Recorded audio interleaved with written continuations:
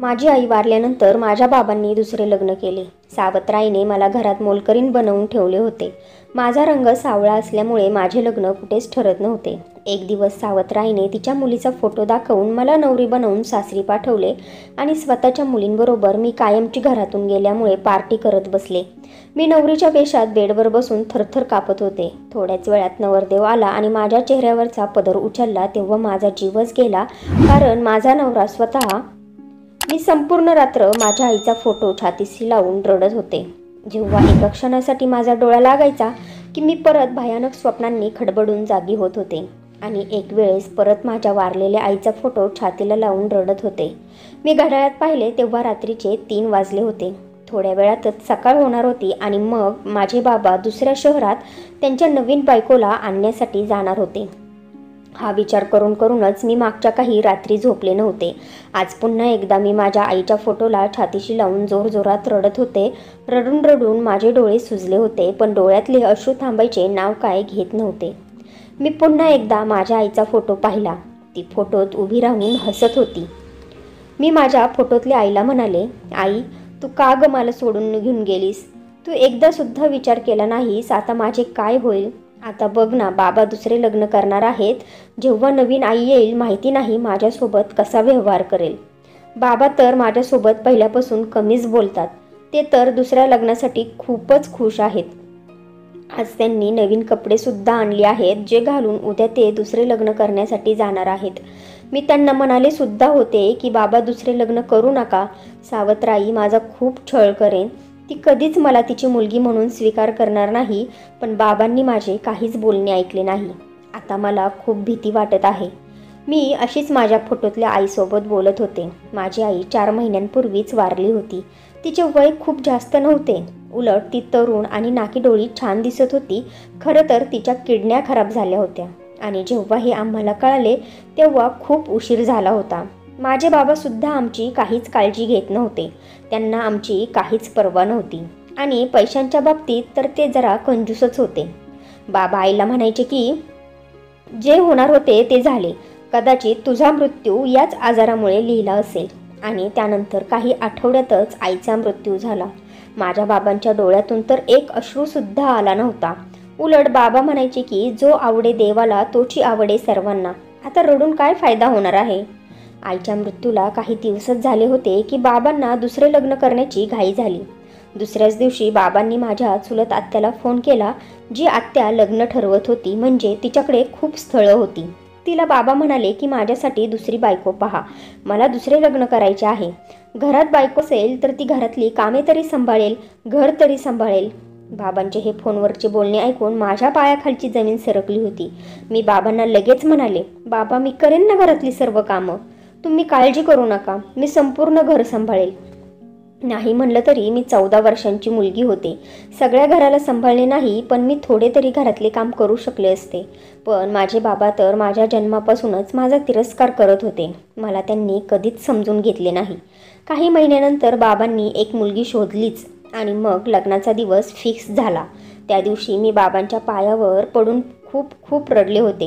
त्यांना खूप विनवण्या केल्या होत्या की बाबा, जर नवीन आई आली तर तुम्ही मला विसरून जासाल. तुम्हाला मी आठवणीत सुद्धा राहणार नाही की तुम्हाला एक मुलगी आहे. तेव्हा बाबा म्हणाले होते की अगं वेडे, तू तर माझी एकुलती एक मुलगी आहेस. जे तुझे स्थान आहे त्याला कोणीच घेऊ शकत नाही. मी तुला कसं काय विसरेल?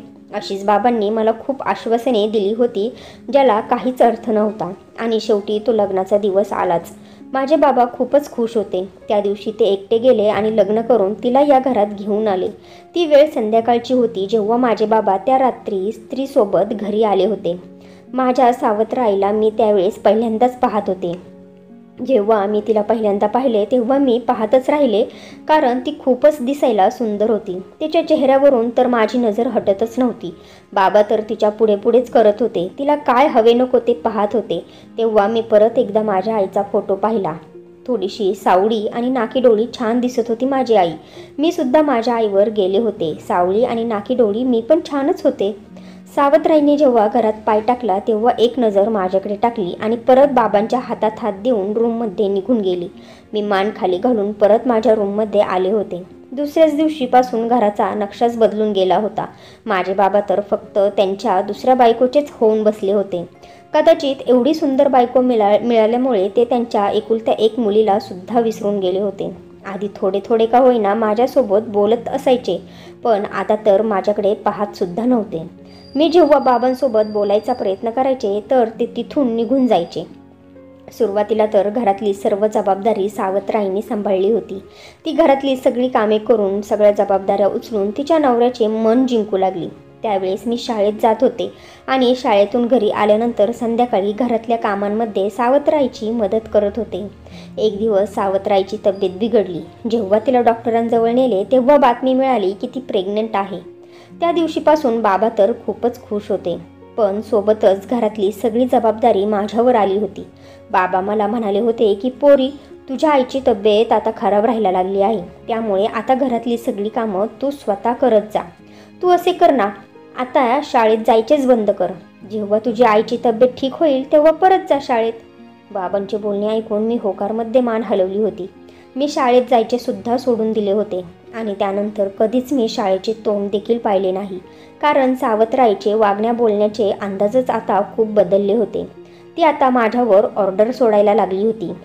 थोडे तरी चुकीचे काम झाले तरी माझ्यावर ओरडायची आणि म्हणायची की तुला तुझ्या आईने काही शिकवले नाही का?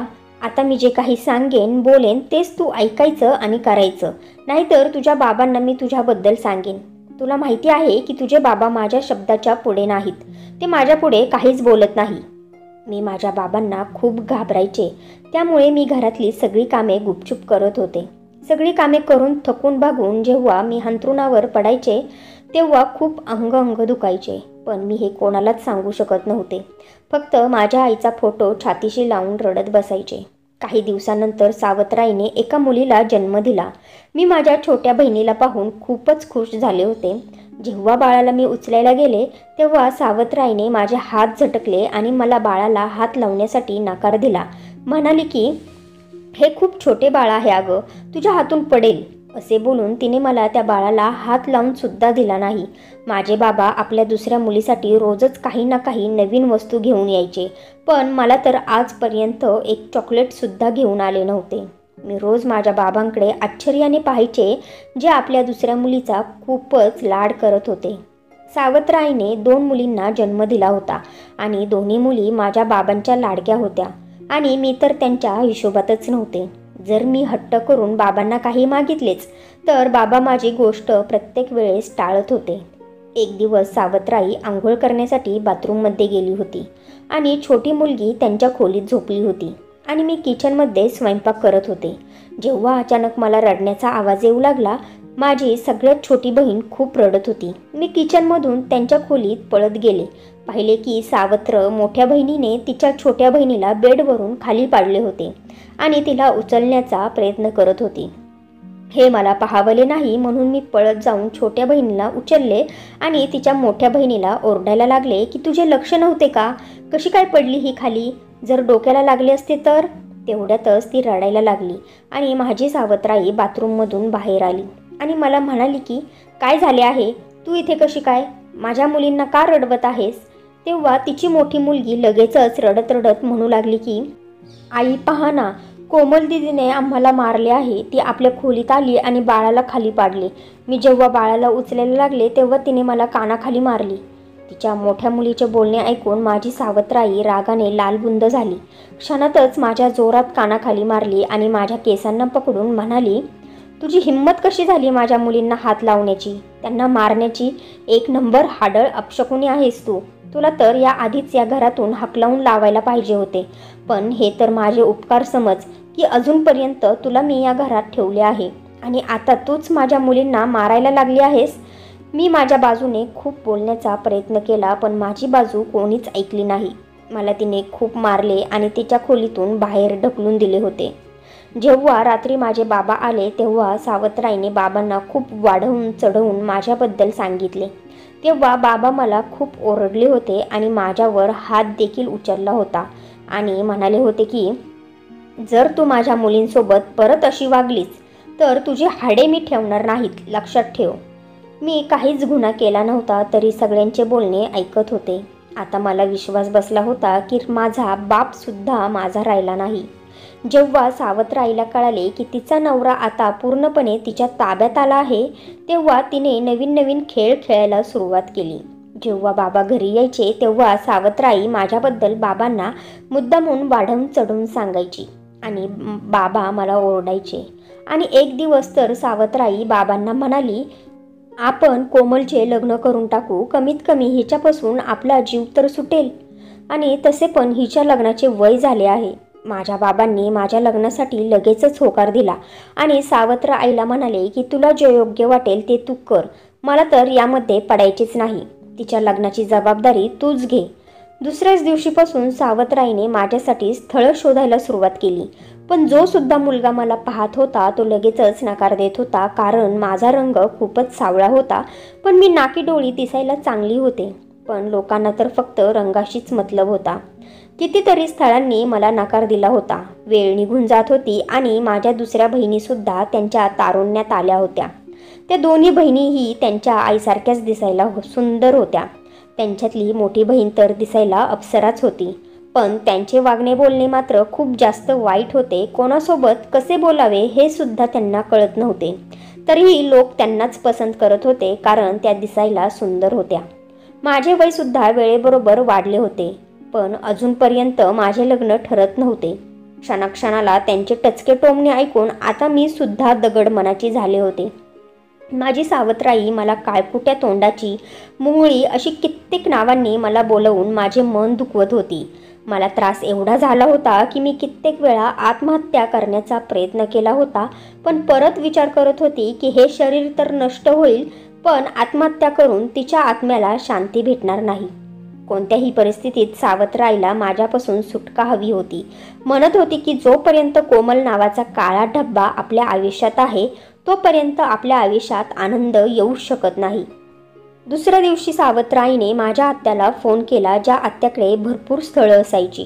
सावत्रआई त्या आत्याला म्हणाली की मला माझ्या सख्ख्या मोठ्या मुलीचे लग्न करायचे आहे. मी तुम्हाला माझ्या मोठ्या मुलीचा फोटो पाठवते. त्या स्थळाला तुम्ही तो फोटो दाखवा. जसा तो फोटो आत्याने त्या स्थळाला पाठवला तेव्हा त्या लोकांनी लग्नासाठी लगेचच होकार भरला. ही बातमी ऐकून माझ्या सावत्रआईला खूपच आनंद झाला होता. एंगेजमेंट, साखरपुडा सगळे रीतिरिवाज माझ्या सावत्र मोठ्या बहिणीसोबत झाले. पण जेव्हा लग्नाची वेळ आली तेव्हा सावत्रआईने मला नवरीच्या जागेवर बसवले. मी त्यावेळेस खूप घाबरले होते. माझ्या सावत्रआईसमोर मी खूप रडले, गागले. तिला हात जोडून म्हणाले की आई, तुम्ही असं करत आहात, पण सासरच्या लोकांनी सलोनीच्या जागेवर मला पाहिले तर माहिती नाही माझ्यासोबत काय होईल. जर त्यांनी त्या क्षणी मला सोडून दिले तर मग मी काय करू, कुठे जाऊ. पण माझ्या बोलण्यावर सावत्रआई लगेचच म्हणाली, आमच्या याच्याशी काहीच संबंध नाही. आमचे काम तुझे लग्न करण्याचे होते. यानंतर तू जगो किंवा मरो, आम्हाला थोडासुद्धा फरक पडणार नाही. आम्हाला फक्त आमच्या डोक्यावरचे ओझे कमी करायचे होते. सावत्रआईचे हे बोलणे ऐकून मी शांत बसले. जसे काय माझे होठ शिवले होते. मला माहिती होते की माझ्या आयुष्यातले सगळेच निर्णय सावत्रआईच करणार होती आणि मी तर या जगात सगळे अन्याय सहन करण्यासाठीच जन्माला आले होते. लग्नाची वेळ आली तेव्हा मला लग्न मंडपात चेहऱ्यावर ओढणी घेऊन बसवले गेले. लग्न झाले होते आणि माझी निरोप घेण्याची वेळ आली होती.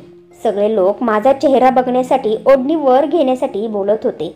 पण माझी सावत्रआई म्हणाली, आमच्या इकडे प्रथा आहे की लग्न झाल्यानंतर नवरीला नवरा मुलगाच पहिल्यांदा पाहतो आणि त्यानंतर दुसऱ्या दिवशी सगळ्या नातेवाईकांना नवरीचा चेहरा दाखवला जातो.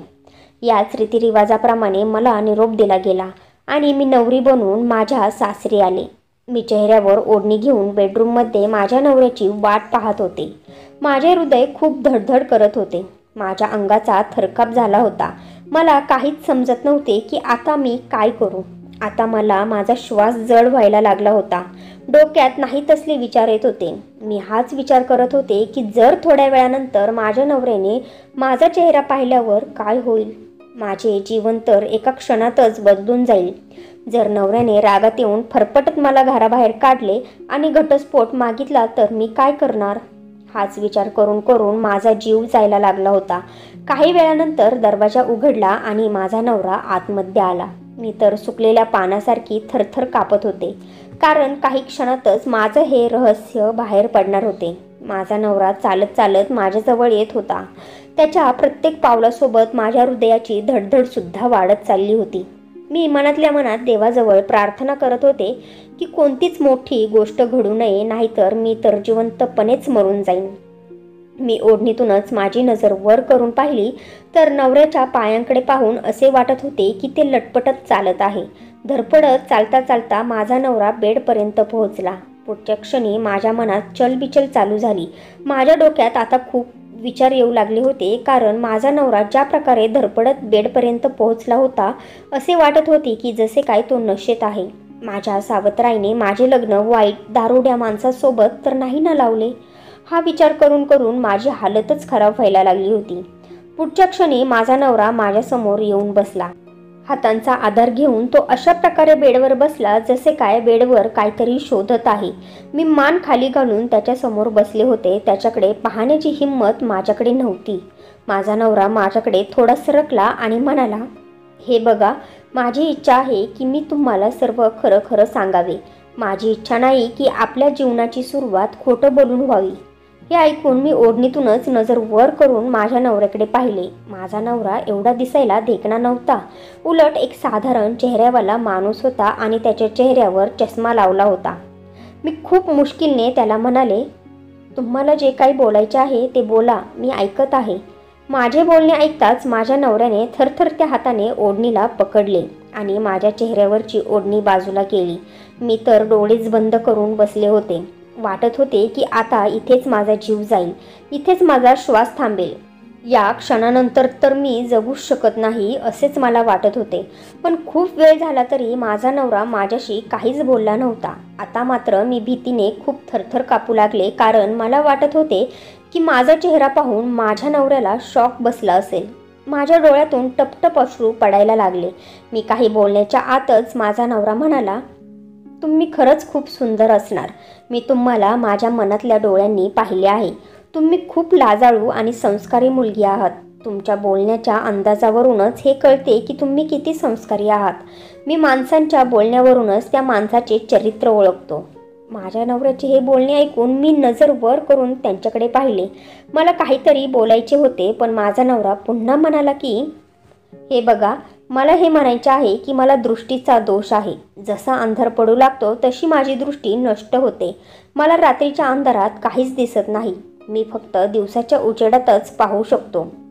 मी या आजाराचा वेगवेगळ्या डॉक्टरांकडे खूप उपचार केले आहेत, पण अजूनपर्यंत मला कुठलाच फरक पडला नाही. डॉक्टरांना माझ्या दृष्टीचा दोषच समजत नाही. मला तुला नवरीच्या वेशात पाहायचे होते. माझा विश्वास कर, मी तुला फोटोत सुद्धा पाहिले नाही. फक्त मी माझ्या आईवडिलांवरच विश्वास ठेवला. मी माझ्या आईवडिलांना सांगून ठेवले होते की माझे लग्न माझ्यासारख्याच दोष असणाऱ्या मुलीसोबत करा, म्हणजे ती मुलगी मला त्या कमीपणासोबत स्वीकार करेन. जसजसा माझा नवरा बोलत होता मी हैराण होऊन त्यांच्याकडे पाहत होते. माझे सगळेच अंदाज चुकीचे ठरले होते. माझ्या नवऱ्याची तर रात्रीची दृष्टीच संपते. मी एक मोठा श्वास घेतला. माझा नवरा माझ्यासमोर स्वतःला कमी समजत होता आणि अशा गोष्टी बोलत होता की ज्या गोष्टीमुळे तो माझे मन जिंकेल. पण पुढच्याच क्षणी मी माझा हात त्यांच्या हातावर ठेवला आणि म्हणाले, तुम्ही काळजी करू नका. या आजाराची मला काहीच अडचण नाही. हा आजार तर तुम्हाला देवाने दिला आहे. याचा इलाज होणे शक्य आहे आणि होईलच. आणि जरी याचा इलाज नाही झाला तरी मी आयुष्यभर तुमची साथ द्यायला तयार आहे. माझे शब्द आणि गोड बोलणे ऐकून माझ्या नवऱ्याच्या चेहऱ्यावर खूपच आनंद पसरला होता आणि नंतर ते माझ्याबद्दल विचारू लागले. पण मी शांत बसले. म्हणाले की आता मी माझ्याबद्दल तुम्हाला काहीच सांगणार नाही. सकाळी जेव्हा तुमच्या डोळ्यांनी तुम्ही मला पाहासाल तेव्हाच मी तुम्हाला माझ्याबद्दल सगळं काही खरं सांगेन. आम्ही रात्रभर गप्पा मारत बसलो आणि आमच्या मनावरचे ओझे कमी करत राहिलो. माझा नवरा माझ्याशी बोलून त्याचे मन हलके करत होता. म्हणत होता की माझ्या घरचे लोक माझ्यावर खूप अन्याय करत होते, टचके टोमणे देत होते, माझ्याबद्दल दुसऱ्यांना वाईट साईट सांगत होते. खरं तर हे सर्व माझ्या सख्ख्या बहीण भावांनी माझ्यासोबत केले. मला कायमच ते वाईट समजत आले आणि माझी चेष्टा मस्करी करत आले आहेत. ते मला बाहेर कुठेच घेऊन जात नाही. म्हणतात की रात्रीच्या वेळी तू जर आंधळा झालास तर आम्ही तुझी काठी बनून कुठे कुठे फिरत राहू.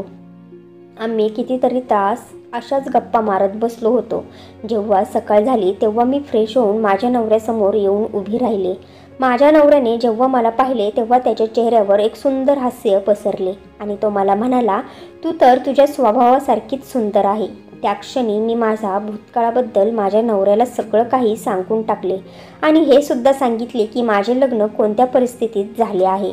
माझे सगळे बोलणे ऐकून माझ्या नवऱ्याने एक खोल श्वास घेतला आणि म्हणाले की आपल्याला वेळ, परिस्थिती आणि घरच्यांना वाईट नाही बोलायला पाहिजे, कारण हेच आपले नशीब आहे. पण आपले नशीब इतके सुद्धा वाईट नाही, कारण आपल्या दोघांच्या नशिबामुळेच आपण दोघे नवरा बायको बनवून एकमेकांसमोर उभे आहोत. तुझ्यात तर काहीच कमी नाही. तू तर एक निर्मळ मनाची मुलगी आहेस, प्रेमळ आहेस. महत्त्वाचं म्हणजे तू मला समजून घेतले. माझ्या दोषासहित तू मला स्वीकारला आहेस आणि अशीच मुलगी मला माझ्या आयुष्यात हवी होती. माझ्या नवऱ्याचे हे शब्द ऐकून तर मी हवेत उडत होते. माझ्या डोळ्यातले अश्रू थांबायचे नाव घेत नव्हते. पहिल्यांदाच असे झाले असेल की हे अश्रू दुःखाचे नसून आनंद अश्रू होते. मला हुंदका फुटला आणि मी माझ्या नवऱ्याच्या गळ्यात पडून जोरजोरात रडू लागले. खूप वर्षानंतर मला माझा स्वतःचा हक्काचा प्रेमाचा माणूस भेटला होता. माझ्या आईनंतर माझ्यावर एवढे प्रेम करणारा माणूस मला मिळाला होता आणि त्यामुळेच मला खूप खूप रडायला येत होते. जेव्हा आम्ही दोघे रूममधून बाहेर आलो तेव्हा माझ्या सासूबाई आणि नंदा मला पाहून शॉकमध्ये गेल्या. सासूबाई म्हणायला लागल्या की ही इथे कशी काय? ही तर नवरी मुलीची मोठी बहीण आहे ना, इथे काय करते? आणि आता तुझी बायको कशी काय? मी काही म्हणायच्या आत माझा नवरा लगेच म्हणाला, काय आई, खरं तर माझे प्रेम सोलोनीवर नाही तर कोमलवर होते. त्यामुळे मी स्वतः माझ्या सासूला म्हणालो होतो की मला तुमची मधली मुलगी नाही तर मोठ्या मुलीसोबत लग्न करायचे आहे. माझ्या सासूबाईंनी जेव्हा त्यांच्या मुलाचे हे बोलणे ऐकले तेव्हा त्यांच्या पायाखालची जमीन सरकली. म्हणायला लागले की मला तुझ्यासाठी एक सुंदर बायको हवी होती आणि म्हणून मी तर तुझ्यासाठी एका सुंदर मुलीला पसंत केले होते, पण तू तर तुझ्या सारख्याच मुलीला पसंत करून घरी घेऊन आला आहेस. जाऊ दे, तुझे आयुष्य आहे, तुला जगायचे आहे तसेच जग. माझ्या सासूबाईंचे हे बोलणे ऐकल्यावर मला कळाले की त्यांनासुद्धा त्यांच्या मुलाबद्दल एवढा लगाव नव्हता, पण ती तर माझ्या नवऱ्याची सख्खी आई होती. असेच आम्ही दोघे आमच्या पद्धतीने सुखात जीवन जगू लागलो. आणि इकडे माझी सावत्र आई आणि तिच्या 2 मुली लग्नानंतरच्या दुसऱ्या दिवशी सकाळी सकाळी माझी वाट पाहत होत्या की मी कधी बेइज्जत होऊन घरी परत येईन. आणि जेव्हा मी परत येईल तेव्हा मला त्या घरात घेणार नाही. त्यांचे हे स्वप्नच राहिले. असेच 5 वर्ष निघून गेले आणि मला या 5 वर्षात 2 मुलं झाली आणि मी माझ्या पतीवर आणि मुलांसोबत खूप खूप खुश राहू लागले. पण जेव्हा माझ्या त्या दोन्ही बहिणींची लग्न झाली तेव्हा एका वर्षातच घटस्फोट घेऊन त्या माहेरी परत आल्या होत्या, कारण त्यांचा स्वभाव, त्यांचे घर, त्यांचा संसार वाचवू शकला नाही. तर फ्रेंड्स, मला आशा आहे की तुम्हाला आमची कथा आवडली असेल. जर तुम्हाला कथा आवडली असेल तर व्हिडिओला लाईक करा. चॅनेलवर नवीन आला असाल तर आपल्या नात्यांचा स्पर्श या चॅनेलला सबस्क्राईब करा आणि हो, कृपया नोटिफिकेशन बेल दाबायला अजिबात विसरू नका, जेणेकरून पुढील अपडेट सर्वप्रथम तुम्हाला मिळेल. आपण संपूर्ण कथा वाचली, ऐकली याबद्दल आपले सर्वांचे मनापासून खूप खूप धन्यवाद.